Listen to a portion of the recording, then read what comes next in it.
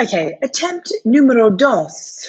So this always happens. There's always like a technical glitch when I get onto YouTube to do a live, but we're on. And today I want to talk about, getting out of your comfort zone and actually how to lead an exciting life.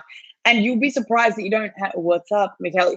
You'll be surprised you don't have to have all the money in the world, or, have a career that gives you the freedom to be able to lead an exciting life. You can do it even if you are in a small city, or even if you are in a place where not much is happening. And, a couple of things that have really helped me get to the point where I'm able to network myself into a position to get even more incredible experiences. Because, it's only relevant to the point that you're at, whether something's epic or not. Like, you could have an epic experience just like hanging out with somebody in the house all day. Like, it is what you make it. So even if, like, perceived from an objective perspective, like, you see somebody having an amazing time. Like, hey, let's be real for just a second here. A lot of the time, people are putting on a show. A lot of the time on social media, you're seeing like the highlight of someone's life. It's not, there's not like the authenticity of the moments. Like, you can't even logically break down just from like viewing it from the outside whether that's a quality experience. So when I talk about leading an exciting life, there's a couple of fundamental things that you can start to do regardless of what point you're at on that journey. What's amazing when you get really good at networking and really good at meeting people and really good at jumping and executing and actually, jumping on opportunity is what I'm saying. Like, when the opportunity comes there and you go, oh, boom, I'm going to take action on that. Like, you start to get better and better at creating quality relationships. And it's the quality relationships that lead to the exciting experiences and leads you to jumping outside of your comfort zone more and more, because each time you're meeting somebody new or somebody maybe in more of a higher demographic or like more successful demographic of people, that makes you feel a little bit anxious, like you're out of your comfort zone in terms of intellect or in terms of success, like existential success. You kind of second guess whether you should be there or not. Am I valuable enough? So it's really this journey of getting yourself to the point where you feel comfortable in the next level, like in the next level of hanging out with specific high quality people, for example, and then capitalizing on opportunities. Because a lot of the time people will actually say no to an amazing experience because they don't believe that they're of value or that they're worth that experience. And they're like, oh, no, no, no, no, no, right? Versus somebody saying, yeah, that sounds awesome, let's do it, and being very open-minded about it. So the first step is becoming comfortable with being uncomfortable.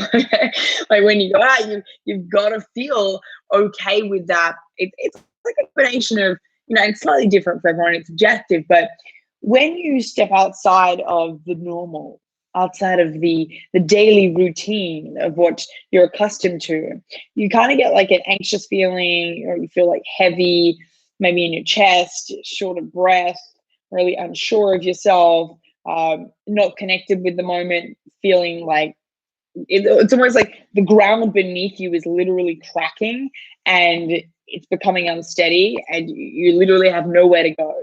That's how I would describe the feeling when I step outside my comfort zone. And so I'm actually quite an anxious person because I'm constantly pushing my limits.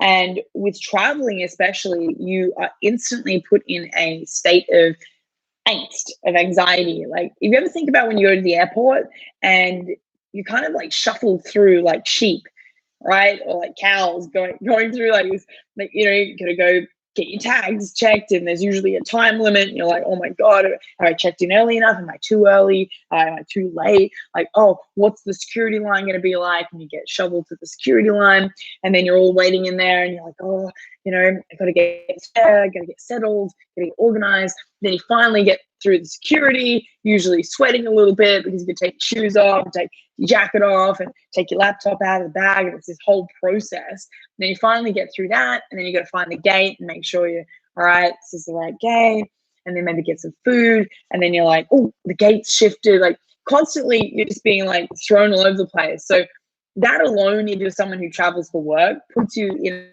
a state of anxiety. And then on top of that, if you're implementing and practicing something, like, for example, I would take speaking. Every week I'm speaking in front of an entirely new crowd of people. So for me, again, I'm instantly put in a position where I can feel anxious and I'm uncomfortable. And so, you have to literally throw yourself in that experience, like 100% commitment. Otherwise, the nerves and the anxiety and the flight or what am I saying? The flight or what am I? Can't even speak now. The fight or flight, like survival, will literally kick you on, like the red light will be like warning, warning, warning. And so you will have to either like just go for it, or you find an excuse or justify why you can't do it and get out of the situation. So get away from the threat. Like, how can I get further and further away from the threat? Or you prevail over that challenge, and now you have a new level. Okay, so that's how I feel every week that I'm able to get in front of people. I'm stepping into the discomfort, acknowledging that feeling, oh my God, what am I doing? What am I doing? Boom, doing it, and then finding a relaxed, grounded feeling within that pioneers my new level, my baseline. So when you relate this to your life, you want to think, when am I feeling that state? Right? Now, you might be someone who's just fearless and people are envious. If you're the kind of person that is just straight up, cold-heartedly fearless, going out there, like, challenge, boom, just go for it. Like, to be honest, I'm quite young, but I see people younger than me, like, they're fearless, like, absolutely fearless. Like, in this day and age, like, even like someone that's like 18 or even younger, right? They seem to have this just carefree attitude. Like, they don't think so much about not the risk, but like, why would I care? Like, they don't care so much about the judgment. They're just going to jump into it and they're going to go for it. And then I think the most interesting part about their attitudes are the relationship with critical feedback, right? The relationship with critical feedback is very different to, say, an older person. I'm like thinking about my dad, but he was he's quite good with advice, but like, if you were to give him a feedback, like, he's very set in his ways. Like, he's kind of, 60 plus. It's like, I'm set in my ways. But a young entrepreneur, a young person who is more aligned with being like a sponge, like, they are so powerful because they crave critical feedback, because within the critical feedback, they know that they're going to take the little parts that are going to optimize their functioning and their abilities so that they can progress even further in a very short amount of time. And what I find so interesting about young people that have this ability, and I would say I have it to a certain extent, what that allows you to do is have freedom.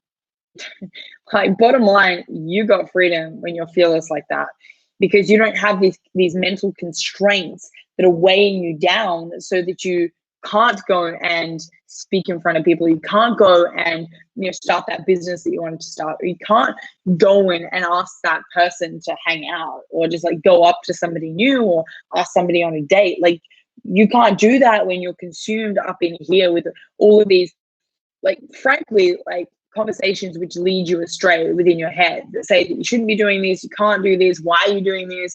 That person doesn't want to speak to you, you're not worth it, you don't have any value to add to this conversation. Like, if you're the kind of person that's consumed up here, then you lose out on what's happening in front of you, what's happening in your immediate reality, and therefore you miss opportunities to lead an exciting life. And this is the bottom line. Either somebody living a very boring life within your head, I mean, it's not even boring. Like, I feel like it'd be quite interesting to, for example, always be pitying yourself or victimizing yourself, staying in that state. Often that can happen, and it can be entertaining. In fact, some people live in there their entire lives. They live in there and they become so comfortable in their head that they slowly, like, society of being involved. So, what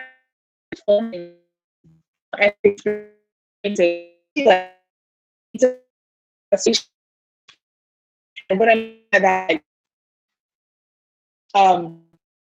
like, how you relationship with really find to go have more experiences with them around. They don't,